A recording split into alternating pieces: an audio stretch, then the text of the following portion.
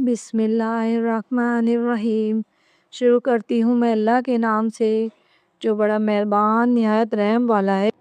حضرت ابو ہریرہ سے روایت ہے کہ رسول اللہ صلی اللہ علیہ وسلم نے فرمایا، جو شخص کسی مسلمان کی دنیاوی تکلیفوں سے کوئی تکلیف دور کرے گا، اللہ تعالیٰ قیامت کے دن اس کی تکلیفوں میں سے ایک تکلیف دور فرمائے گا۔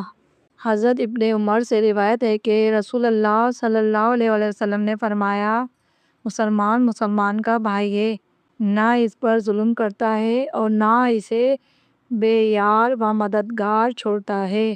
حضرت ابو ذر سے روایت ہے کہ رسول اللہ صلی اللہ علیہ وسلم نے فرمایا، تمہارے اپنے بھائی کے لیے مسکرانا بھی صدقہ ہے۔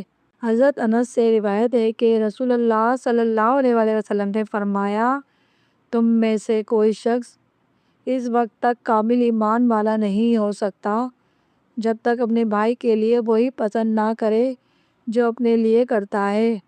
حضرت ابو ہریرہ سے روایت ہے کہ رسول اللہ صلی اللہ علیہ وسلم نے فرمایا، اللہ تعالیٰ تمہاری صورتوں اور مال کو نہیں دیکھتا بلکہ تمہارے دلوں اور اعمال کو دیکھتا ہے۔ حضرت جابر بن عبداللہ سے روایت ہے کہ رسول اللہ صلی اللہ علیہ وسلم نے فرمایا، جو لوگوں پر رحم نہیں کرتا اللہ اس پر رحم نہیں کرتا۔